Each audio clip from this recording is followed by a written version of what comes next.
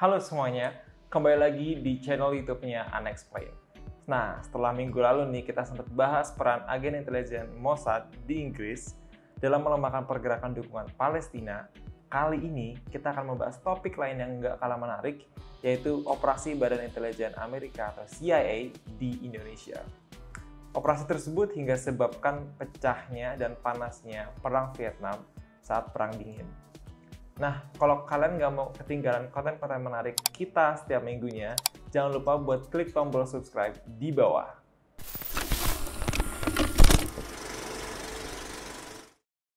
Jadi nih, waktu masa Perang Dingin, Indonesia ternyata pernah ikut serta dalam konflik besar tersebut.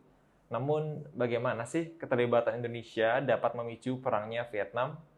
Awal mula, keterlibatan ini terjadi ketika adanya konflik pemerintah Indonesia saat itu untuk menguasai Iran Barat, yang pada akhirnya mendorong Indonesia untuk meningkatkan kekuatan militernya. Pada awalnya nih, Indonesia berencana untuk membeli peralatan militer dari Amerika Serikat. Namun, karena masih terikat aliansi dengan Belanda melalui NATO, Amerika kemudian menolak permintaan tersebut. Sebagai gantinya, Indonesia kemudian mengalihkan perhatiannya ke Uni Soviet, yang sekarang dikenal sebagai Rusia. Perdana Menteri Uni Soviet, Nikita, saat itu memiliki hubungan yang sangat dekat dengan Presiden Soekarno. Bahkan, dia sempat berkunjung ke Indonesia untuk menawarkan bantuan militer. Menurut Raymond J. Finis, selama tahun 1960-an, Indonesia memainkan key roles dalam persaingan antara Timur dan Barat selama Perang Dingin. Selama bertahun-tahun nih, Uni Soviet berusaha keras untuk menarik perhatian pemerintah Indonesia dengan memberikan peralatan militer senilai miliaran dolar. Melihat hal ini, Badan Intelijen dari Amerika Serikat atau CIA meluncurkan operasi Haybrink untuk mendapatkan data mengenai senjata dan alutsista canggih milik Uni Soviet di Indonesia. Sebab sebelumnya, pesawat-pesawat buatan Amerika Serikat yaitu bernama U-2 berhasil ditembak jatuh oleh misil pertahanan udara Soviet bernama SA-2 missile. Setelah CIA berhasil mendapatkan skematik misil SA-2, Amerika Serikat akhirnya merasa yakin untuk terlibat langsung di Vietnam secara total dengan pesawat-pesawat tempurnya dan juga bomnya. Operasi Haybrink pertama kali diungkap oleh mantan agen CIA bernama Daniel Cameron dalam bukunya In Red Weather. Cameron dalam bukunya juga bercerita tentang sejarah yang terjadi di Indonesia, termasuk gerakan 30 September atau G30S. Pada saat itu, Indonesia yang merupakan mitra dekat dengan Soviet tiba-tiba mengalami gejolak politik akibat pergerakan Partai Komunis Indonesia atau PKI. PKI membunuh 7 jenderal Indonesia, dan peristiwa tersebut yang kemudian diabadikan dalam sebuah film oleh pemerintah.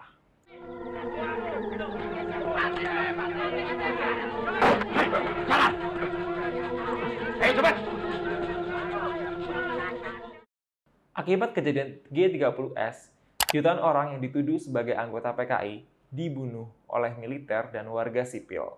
Peristiwa G30S menandai berakhirnya pengaruh Uni Soviet di Indonesia. Cameron memang tidak mengakui adanya campur tangan CIA atas peristiwa tersebut. Tapi dia bilang kalau sentimen pada kelompok komunis di Indonesia sesuai dengan tujuan Amerika Serikat pada saat itu. Vietnam yang condong ke Uni Soviet menjadi targetnya Amerika Serikat dalam upaya untuk menghentikan penyebaran ideologi komunis di Asia Tenggara. Situasi di Vietnam kian memburuk dengan penggunaan Agent Orange oleh Amerika Serikat. Agent Orange merupakan bahan kimia yang tidak hanya merusak hutan, tapi juga menyebabkan kelahiran bayi cacat dan jutaan orang menderita kanker. Berikut adalah kesaksian mereka, para korban dari Agent Orange, hasil dari kejahatan perang Amerika Serikat. Trong cuộc chiến tranh ở Việt Nam thì Mỹ đã rải chất độc da cam từ năm 1961 tới năm 1971. Hiện nay thì Việt Nam có khoảng 4.800.000 người là nạn nhân chất độc da cam. Thì cuộc sống của họ rất là khó khăn vì họ mang trên người những cái bệnh tật. Ở trung tâm này thì đang nuôi dưỡng 60 cháu. Thì đa phần khoảng 85% là các cháu không có bố mẹ nhìn nhận. Bỏ các cháu ở đây rồi họ không trở lại nữa. Sau khi chấm dứt chiến tranh rồi thì những người phụ nữ, những người đàn ông người ta mới kết hôn với nhau và họ bắt đầu sanh con.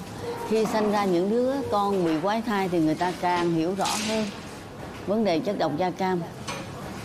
Nhiều vùng của Việt Nam đã bị rải, trong đó thì những cái vùng mà bị rải trầm trọng nhất là những cái vùng biên giới Việt Nam, Lào, Campuchia và những cái vùng rừng núi ở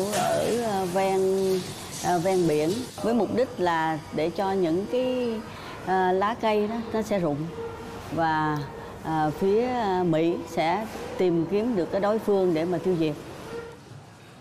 Nhưng đối với con người, khi cái chất độc này nó bị nhiễm vào con người rồi thì nó không thể ra được, mà nó sẽ hủy hoại cơ thể. Và những người mà bị nhiễm trực tiếp thì họ có thể bị những cái bệnh nan y rất là nặng nề như ung thư, tiểu đường và những cái bệnh lý ảnh hưởng tới thần kinh như là thoái hóa tế bào não, và gây ra tình trạng là họ sẽ bị teo cơ. Và cái việc mà sinh ra quái thai này là do sự thay đổi gen, và cái sự thay đổi gen này nó có thể thay đổi và truyền qua nhiều thế hệ. Pasukan Vietnam pun tidak tinggal diam. Mereka menggunakan taktik cerdik dengan memasang jebakan mematikan untuk pasukan Amerika. The trap was a genius. It's been a real pain in the ass for our soldiers. The Vietnamese invented pedal traps, which was specifically designed to deal with our troops' steel-toed shoes. Once our soldiers stepped into it, dozens of bamboo sticks were inserted directly into the calf, making our soldiers suffer a lot. But even more vicious is the canned grenade. 2 grenades are stuffed into an empty can. The grenades are pulled by a half wire in the middle. If a soldier passes by at that moment, if they touch the tripwire, they'd be wiped out. But there's nothing more sinister than a crossbow trap. If one of our soldiers touches the tripwire, the locking mechanism connected to the tripwire is instantly released.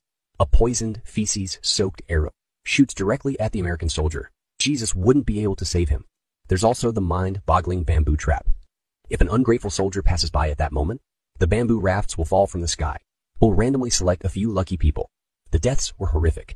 Even the Vietnamese would not let go of the poisonous snakes. They would throw them into the traps they had dug.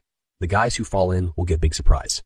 The vipers were thrilled to see their prey at their doorstep. Pasukan muda Amerika yang tidak menguasai medan perang akhirnya memutuskan untuk mengakhiri perang. Hingga di akhir masa akhir perang pada tahun 1975, Amerika meluncurkan Operation Baby Led, di mana operasi tersebut bertujuan untuk mengangkut lebih dari 3.000 bayi dan anak-anak Vietnam ke Amerika Serikat untuk diadopsi. Namun, operasi ini dinilai kontroversial karena dianggap sebagai sebuah skema dari Amerika Serikat untuk melakukan child trafficking atau disebut sebagai perdagangan anak. So, what do you think? Itu tadi pembahasan kita tentang kegiatan operasi CIA di Indonesia yang menyebabkan pecahnya perang Vietnam. Menurut kalian, apakah ada campur tangan CIA dalam peristiwa tersebut? Tulis pendapat kalian di kolom komentar. Dan gak basa-basi juga, gue ingetin kalian buat klik like, share, subscribe di channel Unexplained, supaya kalian tidak akan ketinggalan konten-konten menarik kita setiap minggunya. See you on our next video.